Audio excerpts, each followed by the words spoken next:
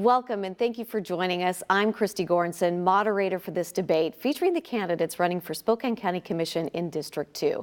District 2 covers southeast Spokane County and includes Liberty Lake, Spokane Valley, Spangle, and Rockford. The candidates in this race are Rob Chase and Mary Kuney. Both candidates listed the Republican Party as their preference when filing to run for office. Rob Chase is the Spokane County Treasurer. He was elected to that position in 2010. Mary Kuney currently serves as Spokane County Commissioner in District 2, a job she was appointed to in 2017. The seat became open when Shelley O'Quinn resigned to take another job. So welcome to you both. Thank you. So for this debate, the candidates will answer questions from a panel of Spokane journalists. So we would like to welcome the panel here today. Sandy Williams is the editor and publisher of Black Lens. Doug Nedvordik, program director and managing editor at Spokane Public Radio. And Amy Edelin, reporter for the City Desk at the Spokesman Review. Welcome. Well, before we begin, I want to go over a few of the debate rules for our viewers. All of these rules were agreed to by the candidates prior to this debate. The candidates will have 1 minute for answers. Each candidate will be allowed 2 rebuttals for the entire debate. Rebuttal length will be limited to 30 seconds. And those are the rules, and let's begin. A coin flip determined that, Mary, you'll have the opportunity to answer the first question first, and Sandy, you have the first question. Welcome. So the first question is, what do you see as your role as a county commissioner? So the role as a county commissioner is multifaceted. We are in charge of the budget for the entire county. We're legislative in that we're making policy. So on the budget side, we're the CEO, basically co-CEOs making those decisions on the budget. And then we're quasi-judicial in that there's some things that come before us that we do rulings on. So the role of county commissioner is a very important role. It's multifaceted. We manage the roads, the employees, down to the grants that are being sought by Spokane County. All right, Rob? Okay, the best explanation I've heard about what the county commissioner does is if you look at the city of Spokane Valley or the city of Spokane, you have a mayor and you have a city council. Well, we're sort of in between that. We have both executive and legislative authority. So the most important thing we do, I think, is to approve the budget and to hear input from the budget from the different departments and make sure that the money that's budgeted is spent that would in such a way as add value rather than waste. We also sit on a lot of boards too and have input on those different things that are important to Spokane, like STA and the emergency management system and all that. So you have to have a pretty general knowledge of everything too. And I think also being representatives of the people that are in the city of, or the county of Spokane, you have to be open to public input too. Not only public input at hearings and at when you have your commissioner open mic things, but also meeting with people too. A lot of people will tell you something that's very important, maybe one-on-one, that they wouldn't want to say in private. So being connected to the people is very important. All right, thank you, Rob. And for this next question, you'll answer this one first. So Treasurer Chase, we'll stay general for this next question. What do you consider the most pressing priority for the county in terms of your first year if you were elected? I think one of the big things looming over us is the purchase of a Vista by Hydro One. And I think that's very important because there's really no net public benefit to the purchase. And if you go on Ontario's record and Hydro One's record, rates could actually go up a lot higher. And I think that would not only hurt the residents of our county, but it would also cause maybe some businesses to leave that we need, let alone attract other businesses too. So I filed for coordination July 23rd as county treasurer to stop that and say you need to coordinate with local officials first before this can proceed. So on October 23rd, I'll meet with the Washington Utilities and Transportation Commission in Olympia and make sure that they coordinate with us. Now, coordinate doesn't mean negotiate. It doesn't mean cooperate. It means you're on an equal basis with the WUTC to get this thing approved. So it's a federal law out of the 1970 National Environmental Policy Act where if anything affects the human environment detrimentally, then they need to coordinate with local officials for it ever to pass. Thank you, Rob. Mary? Commissioner Kuney. So what I see as the pressing issues presenting themselves to us in the next year is the budget. Last year we had a budget cut that we had to do. We had a deficit that we had to figure out how we were going to balance our budget, and we had to make cuts. This next year, revenues are up, sales tax revenues are up, we've got a strong economy going. And so the challenge in an up year is how do you look at that so you're not spending one-time revenues on long-term expenses? A lot of departments have made those cuts and they need some of those funding sources back. And so we have to look at that holistically to see what can we really do in an upturn so we're not just spending the extra money we have. And so to me, I think that's going to be as critical an issue as having a budget deficit. All right, next question, and Mary, you'll take this one first. Commissioner Kuney, I wanted to go back to the Avista sale and Mr. Chase's actions to prevent that. Do you think that this is an issue that county commissioners should be involved in, and why or why not? So this is an issue that does not come before the county commissioners. Mr. Chase received a letter from the UTC stating that it's an action that the UTC is taking care of and that they're looking at, that coordination is a federal law and that doesn't apply here. And so it's something that does not come before the county commissioners and is not something that we should be participating in. Avista is a private business and the UTC is the regulatory body for that. And so they're the ones that should be looking at that and are looking at that. Any public input that we're getting is going to the UTC, because there are some citizens that are giving us public input, but everyone has that opportunity to provide that public input to the UTC at this point in time. Mr. Chase, did you have a response? Yeah, and coordination is usually used by a board of county commissioners or a city council, depending on their area. My attorney, Fred Kelly Grant, who's the father of a coordination, he's from Nampa, Idaho, said that's usually their first reaction is, well, this doesn't apply or it's frivolous. But actually it's not. It's federal law, and it needs to be done to protect the people of the county from this threat. So a lot of people have taken money from Avista, campaign donations, all that, so there's a bit of a reticence, I think, to take them on. I've never received anything, not that it mattered. Even if I had, I would still be doing what I'm doing because I represent the county. Now, if the county and the state and the other officials aren't doing anything about it, someone else has to step into and do that. So I actually can do that. That's the law. Usually, like I said, it's a board or a city council that does this. So first time in history, one solitary official as county treasurer is myself. So if this is going to affect the tax base of the county, I have a fiduciary trust to the people to protect that tax base, and that's why I'm filing for coordination to stop this. All right, Sandy, you have the next question, and Rob, you'll answer this. Oh, a rebuttal with Mary of 30 seconds. Thank you. Thank you. So again, there was a letter dated June 30th, 2018 from the UTC stating that coordination did not take effect and does not affect this case. And to say that the fact that Avista has given campaign contributions, they have given campaign contributions to many individuals, most, the people that have supported my opponent as well. No one's vote is being bought, and there's no vote coming before us. And so I don't think that that's part of what's going on here with the Avista situation. All right, we'll move on to the next question. And Rob, you will answer this one first. Sandy? Mr. Chase, so both of you talked about budget being part of the role for a county commissioner. How do you balance the need for a balanced budget, balancing the budget with representing what could be conflicting needs for traditionally underserved members of the Spokane community?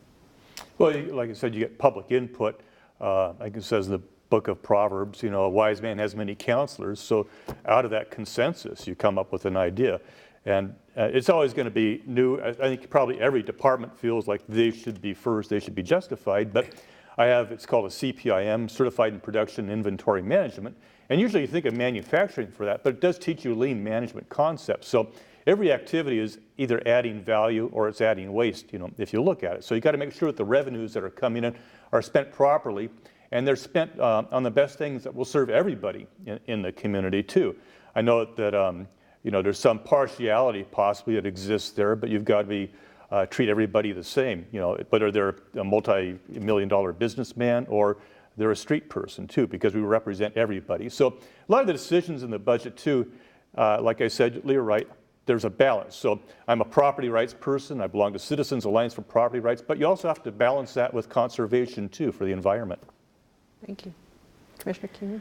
So on a balanced budget, it's very, very tough. I mean, especially when last year when we were looking at cuts and that, as a CPA and a former state auditor and the chief deputy auditor was for Spokane County 2.5 years prior to becoming a commissioner, that gave me an ability to see what the different needs are around the county, to understand them.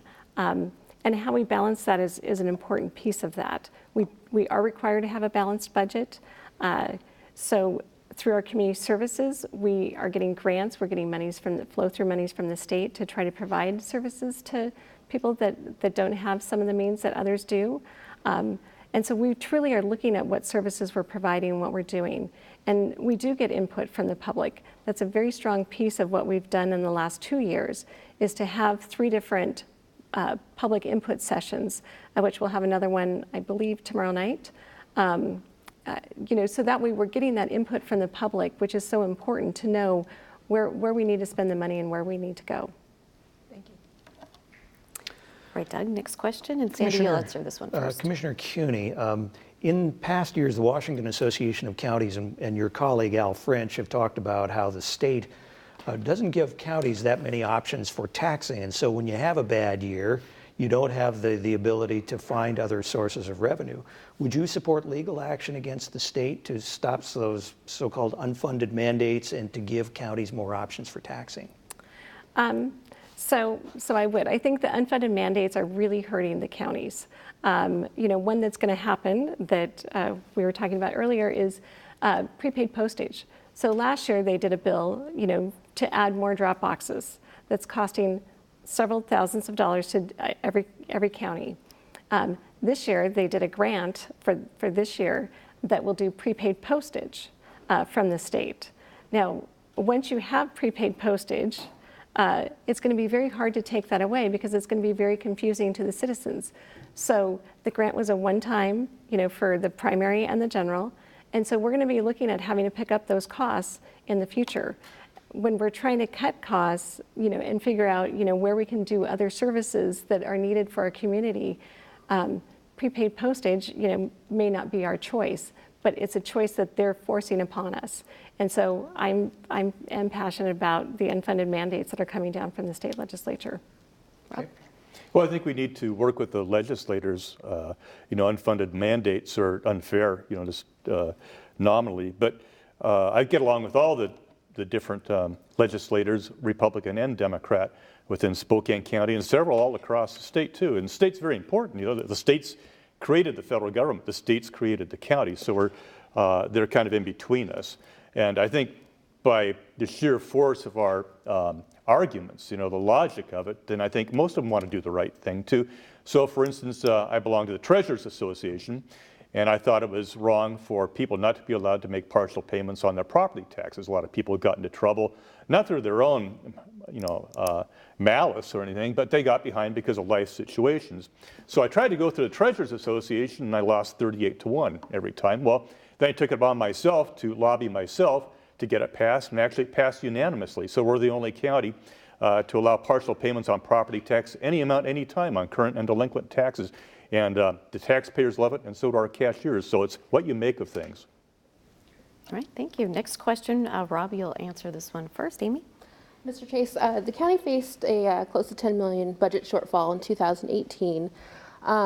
So moving forward, are there any specific areas that you see where efficiencies can be made, or departments that could be cut? And then would you support raising the property tax by 1% to meet budget demands? Well, no, I wouldn't raise the property tax by 1%. We can. I think it's more important to put into like the time bank thing. To draw it out in the future if we actually need it. I think in 2007 or 2008 they had built it up to like 6%, and then it was needed, and they pulled the entire amount. It's sort of like a rainy day fund from that perspective. But, public safety is number one, but I would not have taken from the road fund. There's a lot of road projects that need to be done. Roads themselves, you can consider they're actually a part of public safety because you have to get responders, ambulances and police to the right place at the right time. I doorbelled 605 miles in the primary, and the biggest, 9 out of 10 people, their biggest problem was the influx of people that are moving here. Now there's traffic jams, not only on the freeway, but a lot of the arterials too. So I think we need to have good roads as a big priority for counties. That was the biggest complaint I heard. Right, thank you. Mary? So areas that we can be more efficient and effective, one of the areas that when I became commissioner that we're looking at and putting in place is electronic permitting. That's going to make it more efficient for our building community so they don't have to come down to the office. They can get electronic plans into the permitting department. Those then can go seamlessly over to the assessor's office. Currently, that's not happening. And so it's harder for the assessors to then go around and do the assessments on new construction to get it on the tax rolls. So that's one way to ensure that we get those new construction dollars on our tax rolls. As to the 1%, that as Mr. Chase talks about the rainy day fund, that's what the road shift was that's their bank capacity that we took. So we did not actually take dollars away from the county road fund. And so with the 1%, it averages out to be about $500,000. And I feel like at this point in time, it's still important that we do that because again, we have services and needs in our community that we need to meet. And for $500,000, I think that it's appropriate at this point in time. All right, Mary, you'll take this next question from Sandy. Thank you. Commissioner Kuney, so the county commissioners oversee Spokane detention services, and criminal justice is my background in the community. There were 8 deaths in the Spokane jail in 14 months. What do you see as the role of the county commissioners in addressing these deaths and the issues with the jail, and what needs to be done that is not currently being done? Well, it's very concerning. I've been on just about a year, and it's a priority for all 3 commissioners because we care. I mean, every citizen, whether you're in jail, out of jail, you're citizens, and we care about you. And so, in the jail, we have brought in an expert on suicide prevention to take a look at what is happening, what's going on, that we can try to stop and come up with new best practices, so that way we can try to avoid this in the future. The other thing that's happening is we've brought in the National Institute of Corrections. It was something that I felt very passionately about. I called the feds myself to say, we need your help and we need your help now. Because we need to know what's going on. We need an outside view so that way we can determine what's happening, what can we do to prevent this in the future, because it's a grave concern to us and we don't want it to happen. All right, Rob? So you have, that's probably that many deaths is more than an aberration. So you have to bring in the experts and listen to them. Why is this happening? It's something that shouldn't happen.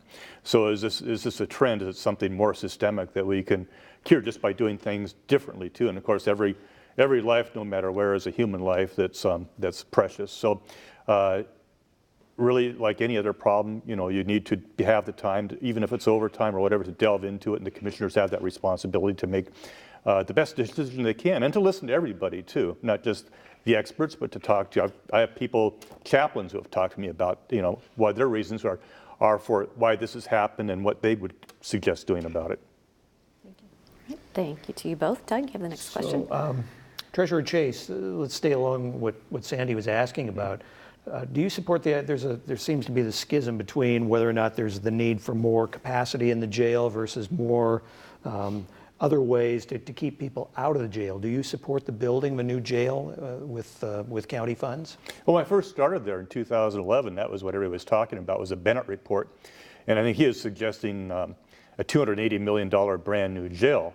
And then they kept whittling away at it for a couple of years, then it was down to $200 million, and then it kind of went on the back burner. It seemed now it's kind of come up again. I think the old jail was actually torn down in the 1970s. That only held a couple hundred people.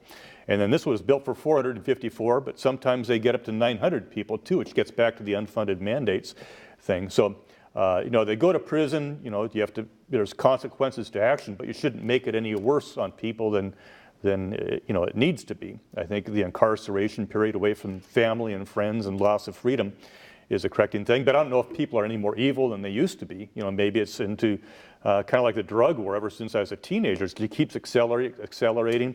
And I think I've heard half the people are there drug-related problems, crimes, property crimes and all that. So I know Smart Justice talked about, a lot of people are there because they haven't paid their court fees or they haven't showed up for their trial date. So I think Smart Justice ankle bracelets has a lot of good ideas too. So I'm not clear, was that a yes or a no? Do you support the building of a new jail with Not at county this time. funds? No? Okay. Commissioner Kuney? Thank you. So in regards to a new jail, I think our criminal justice system is made up of several pieces of that, and we have to look at all of that. I have not sat on the Law and Justice Council in my 1 year. I'm hoping that in the future I will. And so we have to look at that from a holistic perspective.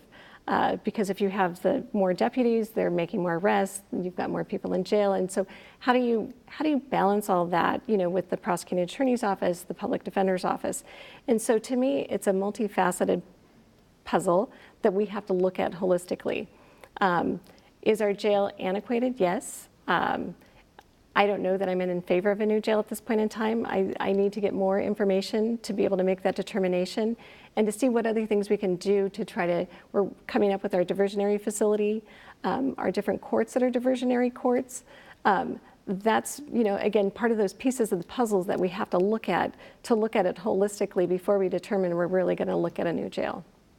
All right, thank you, Mary, and you'll answer this next question first from Amy. Commissioner Kuney, the county is experiencing a need for more housing. However, the county can expand its urban growth boundary until 2025. At that point, would you support expanding the boundary, and why? And also, how would you support or advocate for responsible growth and development? So land use issues have been one of the learning curve as a new commissioner, and one of the hot topics. If that's the one thing that more citizens come in and talk to us about land use issues than anything else. Yes, so those boundaries are set till 2025. I was just talking to someone at Fairchild. With the new influx that's going to be happening and with Amazon, we're out of space out there. So we are going to need to take a look at that, but we do have to be responsible about it. One of the things we hear is all the apartments. So it's really looking at what are those different levels of density that we're going to put in to make it reasonable and effective for our community. And so yeah, it's a tough issue, and it has to be done reasonably and responsibly. I think, and again, I think we're going to probably have to look at opening some of those boundaries maybe prior to 2025. Like I said, with the West Plains being already at max capacity, we need to figure out what we're going to do and help. All right, thank you. Rob? Yeah, I would expand the urban growth boundary. If it comes up, it's not until 2025. But I think only 2% of the landmass of the United States is urban or suburban. There's still a lot of room to expand without really being what you consider urban sprawl. A lot of people want to live in the country. They don't like the density of the city. And to have a family, what a lot of people want. A lot of these apartment dwellers are just waiting for the right chance. Maybe the housing market will become, as you build more houses, they'll become more affordable through the number of houses being out there. And then they can have a yard for a dog to run around in, their children to play safely, and have a garden and all that. And I think that's part of the American dream. I think you have problems, in some of the other cities, especially Portland, where you've densified everything too. And I think that creates, social conditions that are not conducive to the human condition. All right, thank you. Well, we are to our last question. Rob, you'll answer this one first. Sandy, you have the last question. Thank you. So the focus of the Black Lens is on racial disparities in Spokane. Spokane has racial disparities in the criminal justice system, education, housing, healthcare, and employment, amongst others. What are your thoughts on why the disparities exist, and is there a role that county commissioners can play in addressing the racial disparities that exist in Spokane? Well, I've thought about this quite a bit. The disparity is obvious to anybody who's looking. Although Spokane, I believe, has a 2% black population, but it's kind of growing too. What can the commissioners do about that? I think usually if you try to force something, it doesn't work out. Let things naturally, let's all follow the golden rule. I think it is important too. We're all Americans first. We need to care for each other and love each other and not do bad things. I think when you're hiring somebody, really it's not what their credentials are so much as what their personality is like, who they are. Are they honest? Because anybody can go through the learning curve on that. And I especially feel sorry for a lot of the people who have been incarcerated trying to get back into the system again. All right, thank you. And we're limiting our answers to 30 seconds. Mary? Okay. So yes, we know in the criminal justice system there's a disparity. I know the Law and Justice Council is looking at that. They've brought on community members that will help us to look at that and make that determination and as to what we can do as county commissioners. I know personally, I'm a former board member at Boys and Girls Club, and I'm on the board of Hutton Settlement, and we take children in.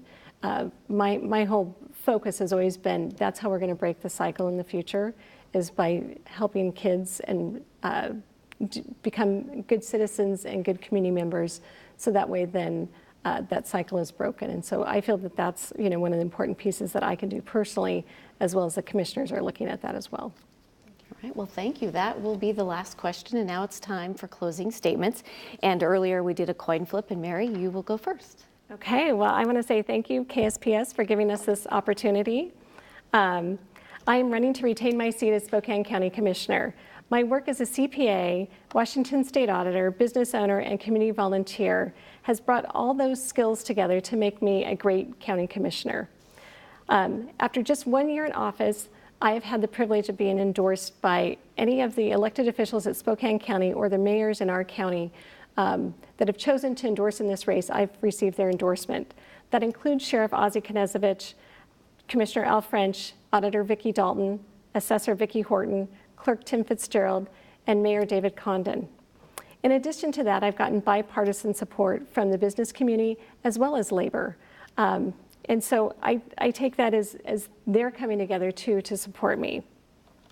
I truly see my 30 years of community service as, again, this is what I'm doing as county commissioner, is community service. I bring people together to find real solutions. That's what I've done in my whole career, and I will continue to do as your Spokane County Commissioner. I would be honored for you to vote Mary Kuney, Spokane County Commissioner. All right, thank you, Mary. Rob? Okay, when I ran in 2010, I said I would do 2 terms. I kept my word. I've only done 2 terms. And when Shelley O'Quinn resigned, that was the opening that I was looking for. I know I've been a good treasurer. I know I can be a good commissioner. So I would look at everything, is it adding value or adding waste, to make sure everything that we did adds value. It's what you make of it. As treasurer, I got the partial payments thing passed, first time in state history.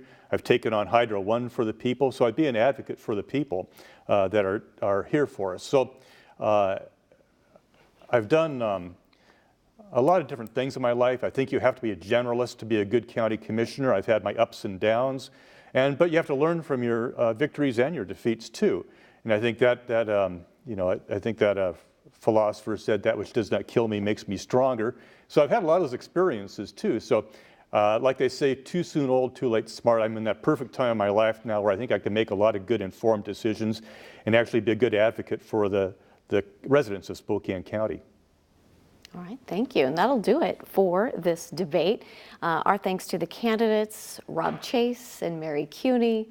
And we'd also like to thank our journalists, Sandy Williams, Doug Nvordik, and Amy Edelin. Thank you very much. KSPS has a complete lineup of debates this election season. You can check out the rest of our coverage at ksps.org. Look for the Election 2018 icon. And for all of us at KSPS, thanks for watching.